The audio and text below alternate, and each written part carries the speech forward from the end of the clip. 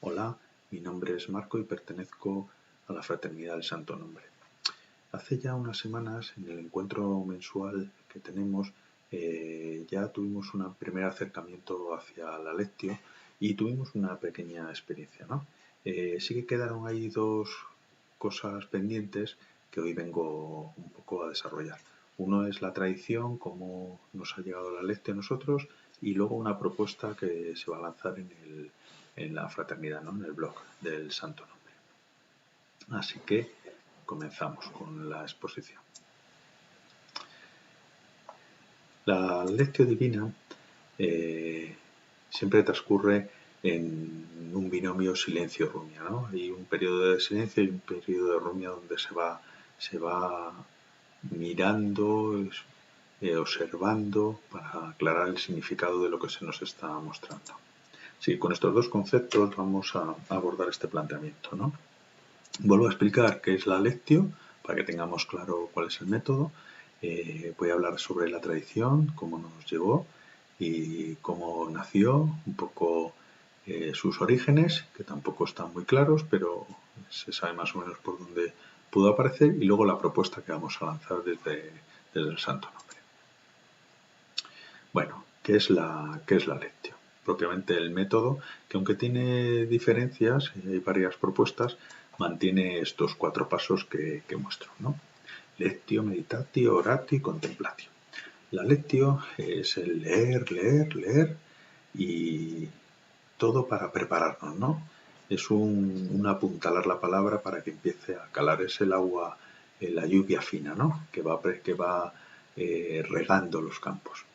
El segundo paso es la meditación, la meditatio, que es escuchar el mensaje. Imaginamos, lo abordamos de diferentes ángulos y, como decía, vemos las palabras puerta que nos llevan hacia otros significados, nos abren otras estancias que no sabíamos que existían, ¿no? Es muy importante la meditatio. Luego pasamos a la oratio, que es el diálogo con Dios, donde pedimos que nos aclare conceptos, que no nos enteramos de nada, ¿no? Intentamos que ese diálogo sea lo más natural posible. Y por último, la contemplación, ¿no? La contemplación, donde silencio y palabra se unen por medio del mantra y ese trío, silencio, palabra, mantra, va aflorando, ¿no? Va haciendo que aflore la palabra con más fuerza y se nos vaya revelando, ¿no? Es un escuchar atento. Bueno, ya hemos visto lo que es propiamente el método, que ya lo vimos en el encuentro, y vamos a ver la tradición, ¿no? La evolución que ha tenido desde el judaísmo, que fue el origen, hasta nuestros tiempos. Pues como decía, el origen más o menos se estima que es del pueblo judío, ¿no? Con la repetición, ya que el pueblo judío tenía una enseñanza muy, muy estricta donde habría que aprenderse los textos. Eso hace que esos textos los tengan siempre presentes, ¿no? Que no permanezcan en un libro, sino que al memorizarlos siempre los tengan presentes, ¿no? Aquí de la voz alta y la cantinela, ¿no? Pon, pon, recitar, recitar. Luego el propio Jesús, los sábados, cuando se aproximaba a la sinagoga, hacía una lectio grupal, ¿no? Cuando se aproxima y lee el profeta Isaías y dice esto hoy se cumple, la palabra se hace viva en ese momento y es transmitida, ¿no? Es individualmente y grupalmente. En eso Jesús era bastante asiduo a los sábados, ¿no? En la sinagoga. Bueno, aquí luego ya partimos del periodo patrístico, ¿no? Con la didascalia, la enseñanza de los apóstoles, empiezan a aparecer conceptos como la lectio docta indocta, ¿no? La docta está en los grandes centros bíblicos donde se trabaja profundamente desde ese plano, y la indocta quizá en los emeritorios, en ciertos monasterios, y se utiliza como el combate espiritual, como oración. Bagrio y Casiano los tenemos aquí. Por medio de la observancia, ellos intentaban observarse y sabían que la palabra era un arma muy potente para para prevenir la dispersión, ¿no? Que tanto Evagrio como Casiano vieron que era uno de los peligros en el combate espiritual. Luego aparece la primera regla que tenemos, es de Pancomio, y en esa regla ya Pancomio apunta la obligatoriedad de leer, ¿no? Que sepan leer, para que tengan acceso a los evangelios, tengan acceso a la palabra, ¿no? Dice Pancomio: todos en el monasterio aprenderán a leer y a saber de memoria algo de las Escrituras, al menos del Nuevo Testamento, el Salterio, ¿no? Pancomio se daba cuenta que la palabra siempre hay que tenerla al alcance, ¿no? Que sea un recurso inmediato para nosotros. Luego San Antonio Quinto introduce una lectio compartida, ¿no? Una lectio no solo individual, sino que la podamos tener, la podemos compartir con el resto. Dice San Antonio Abad: las Escrituras bastan por sí solas, pero es bueno exhortarnos y alentarnos unos a otros. Aquí aparece uno de los personajes claves, que es Orígenes, ¿no? Como muestra que hay dos tipos de interpretación de las escrituras, de la palabra, una tipológica en cuanto a los arquetipos, para fijarnos y ver cuánto de ellos tenemos en nosotros, el arquetipo de Jesús, de Moisés, el de Abraham, y luego está la forma alegórica, ¿no? El significado distinto al propiamente externo que se ve, ¿no? Decía que la escritura es la voz de Dios y que la interpretación es fruto del diálogo amoroso entre el que medita y ilumina.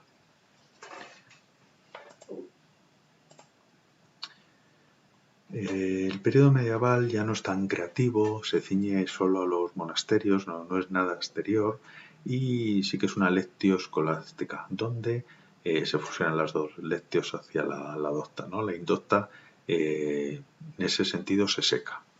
Aparecen conceptos claves como la rumia, donde ya en los propios monasterios se partía el día entre oficios, lectura y trabajo, y se le da mucha importancia a la lectura de la palabra, ¿no? Para que se le transmita al monje. La lectio, como se la trabaja como un estudio de diálogo con Dios, el concepto ese también hace que la tercera parte del oratio empiece a coger fuerza. Y luego el término meditación aparece ya aquí más próximo al nuestro, ¿no? Es una investigación y una consideración, ya no es tanto como ellos lo pensaban, ¿no? Y aparece un personaje clave, ¿no? En esto de la lectio, que es Guigo II, con su Scala Claustorium. No es un libro que sorprenda, que traiga nada nuevo, pero sí que sintetiza toda la lectio y la pone en un libro, y eso hace que tenga mucho auge y se pueda transmitir con más facilidad. En el periodo actual la palabra tiene mucha más accesibilidad. Ya desde que se suspende la prohibición de traducir la Biblia, hace que sean más accesibles a todo el mundo. No estamos hablando del siglo XVIII, pero eso hizo que fuera calando, ¿no? Que la palabra se fuera distribuyendo, se fuese difundiendo con más accesibilidad y no se quedara en ciertos ambientes. Luego aparece aquí en el Vaticano II la Constitución Verbum Dei, donde se le da gran importancia a la palabra, ¿vale? Y se le da una revitalización. Vale. Y luego pasamos a las experiencias actuales, ¿no? Como ahora todos estos pasos que se dieron anteriormente se materializan. Vale. Hay muchas de ellas, pero yo un poco voy a resumir en estas cuatro. Está Enzio Bianchi, que es de la comunidad de Bosé, en Italia, donde le da un enfoque a la lectio más litúrgico, ¿no? Donde la palabra debe tener su máximo en la liturgia, ¿no? Y no la liturgia en sí, sino liturgia y palabra, ¿no? Es un enfoque muy eucarístico, pero también es lectio. Aparece ahí también en Latinoamérica, en la página que os he puesto aquí, que es lectionautias.com, Cevipal, una propuesta de lección, ¿no? Donde se les ayuda a la gente a guiar, ¿veis? Siempre con la lectura dominical, ¿no? El texto se les guía, la meditación también, un poco para que vayan desarrollando. Y es una página que está teniendo mucha aceptación, mucha ayuda.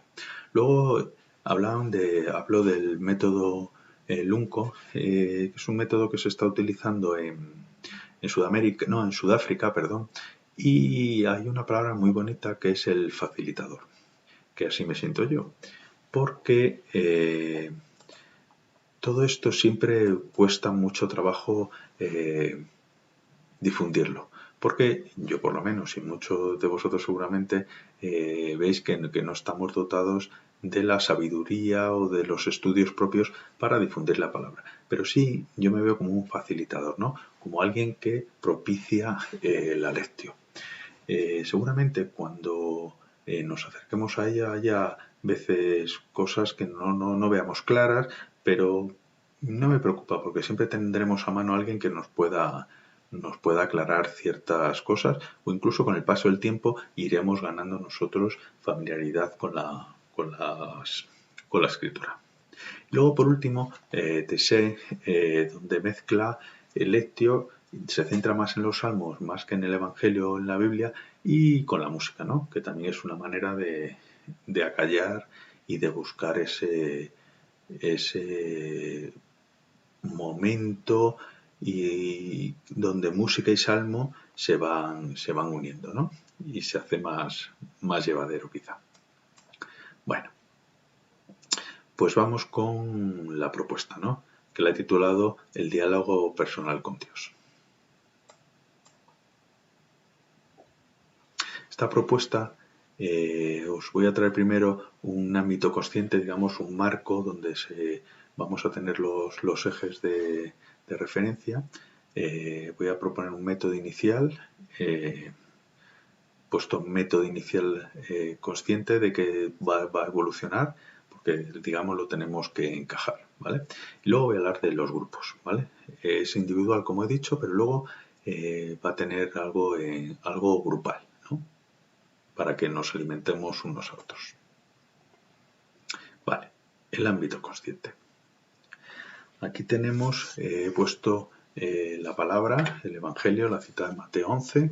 He hablado del ermitaño 3.0, de un ermitaño actual, que voy a hablar de la Pustinia, y del Santo Nombre en un vídeo de Mario en diciembre, donde hablaba de la plena conciencia, que la tengamos como refugio, como un lugar donde acudir, que la sepamos identificar, y yo eso lo asocié a la Biblia como un diálogo, ¿no?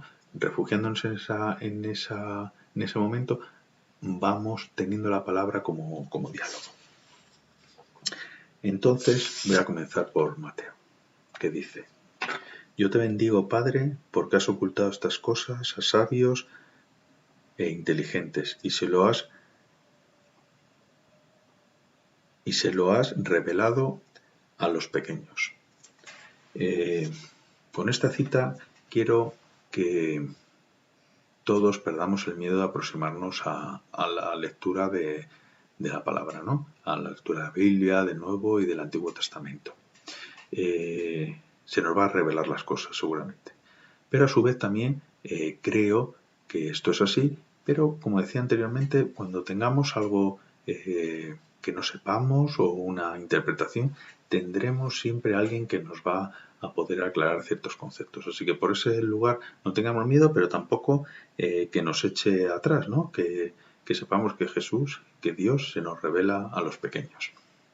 Luego, hablando en La Pustinia, que es un libro de Catherine Doherty, habla del ermitaño ruso y tiene una cita muy bonita, ¿no? Que dice así: El pustinik lee la Biblia de rodillas, no con su inteligencia, de forma crítica y conceptual, pues la inteligencia del pustinik está en el corazón. Las palabras de la Biblia son como miel en su boca, las lee con profunda fe, no las analiza, deja que reposen en su corazón. En un día puede leer una o dos frases, acaso una página. Lo importante es conservar lo leído en el corazón como María. Pues con este afán creo que debemos de cultivar la palabra, ¿no? Leyendo algo pequeño y conservándolo en el corazón para que se nos desvele. Luego, la Biblia como diálogo divino, el concepto también lo apuntaba Mario, como decía, pero Lorenzo de la Resurrección habla un poco de ese estar, ¿no? De ese tener una práctica constante. Dice, la práctica más santa, la más común y la más necesaria en la vida espiritual es la presencia de Dios. Es gustar de su divina compañía y habituarse a ella, hablando humildemente y conversando amorosamente con Él en todo tiempo, en cada momento, sin regla ni medida, sobre todo en el tiempo de las tentaciones, de las penas, de los ariceles y de los disgustos, e incluso de las infidelidades y de los pecados. Y con esta cita,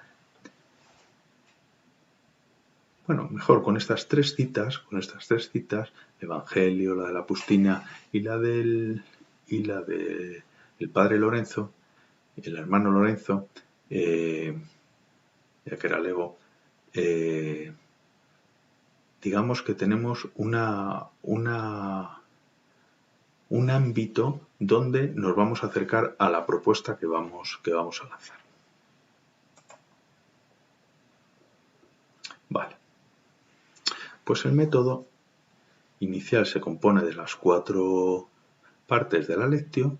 Sí que hay un previo que es un acondicionar, ¿no? Acondicionar el sitio individual, que esté en silencio, buscar una hora concreta, que no vengamos con una inercia muy alta de las tareas del mundo, sino que algo que nos lleve a estar reposado, ¿no?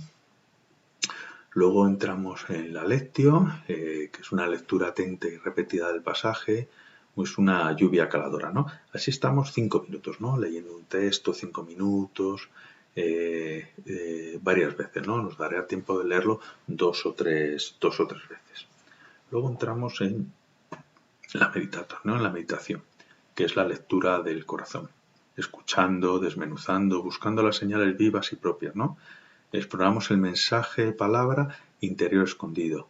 Apoyos, nos podemos apoyar en los diccionarios, en diferentes traducciones, ¿no? Para que podamos ir sacando de la lectura su verdadero significado para nosotros, ¿no? En esta parte estamos 10 minutitos. Luego tenemos la oratio, donde establecemos un breve diálogo con Dios. Como decía, pedimos, pues no he entendido nada del texto, pues este texto tiene palabras que me desagradan, acláramelas, tradúcemelas, ¿no?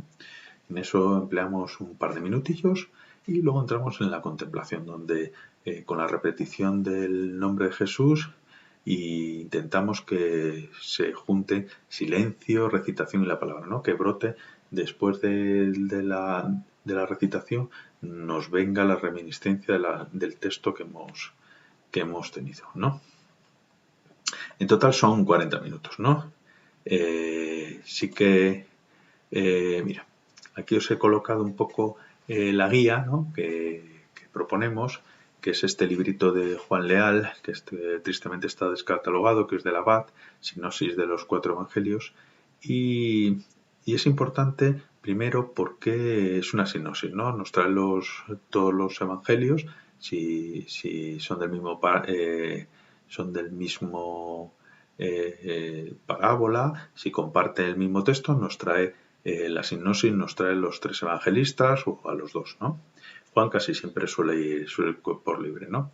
Pero a su vez es importante la palabra concordada. ¿Qué quiere decir concordada? Un poco que han unido los evangelios como en una línea cronológica. Esa línea cronológica no existe y es difícil colocar los hechos, pero sí que más o menos se afirma que hay un transcurrir de Jesús, ¿no? Y lo que hace esta concordancia es un poco asentarnos y para luego, para mí, como es algo tan básico, luego afrontar o podernos meter concretamente en el Evangelio de Mateo, en el Evangelio de Juan, a mi manera, con más profundidad, ¿no? A mi manera de pensar. Así que esto es un poco lo que es la guía, ¿no? Es un libro que tiene unas 100, aquí lo tengo, tiene 320 textos, casi siempre muy pequeñitos, y un poco la propuesta es traer un texto de estos cada día.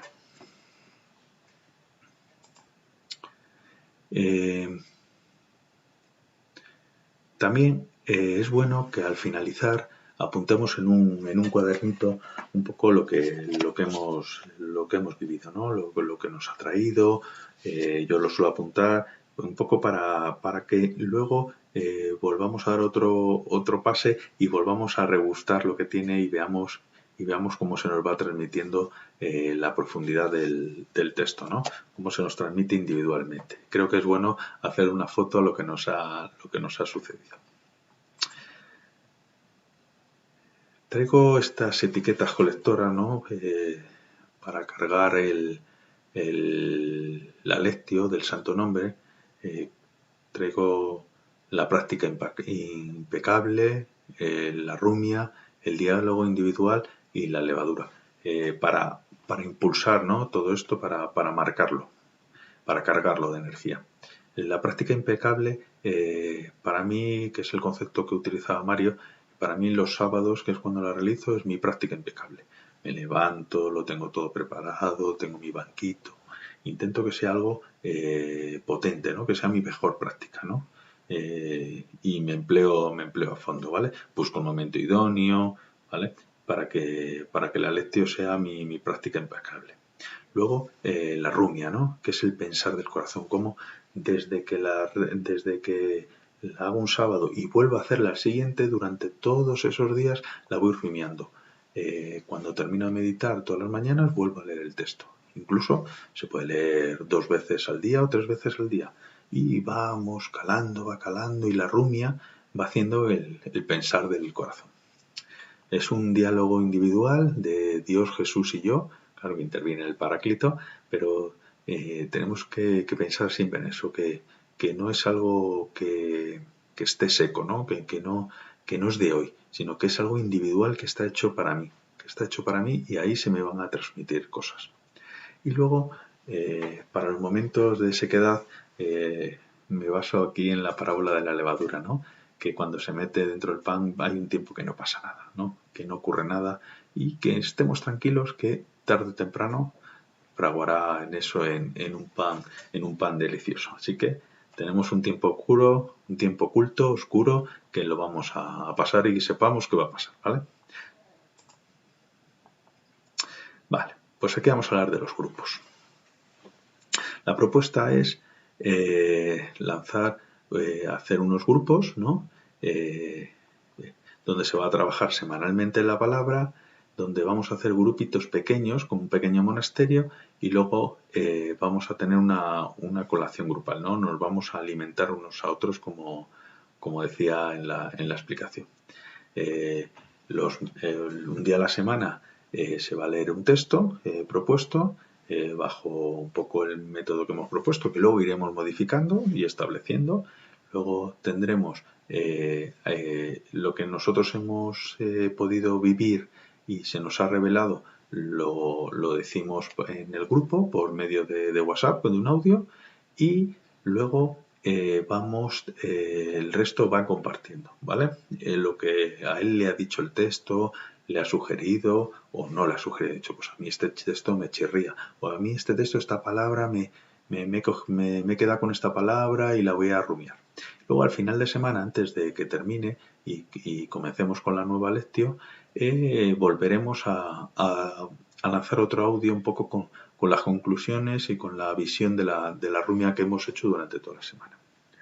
Para este grupo vamos a lanzar un encuentro preparatorio, así que entiendo que colgaremos un formulario debajo y os apuntáis los que estéis interesados y bueno, tendremos un encuentro preparatorio donde un poco abordaremos las dudas y conformaremos los grupos, ¿vale?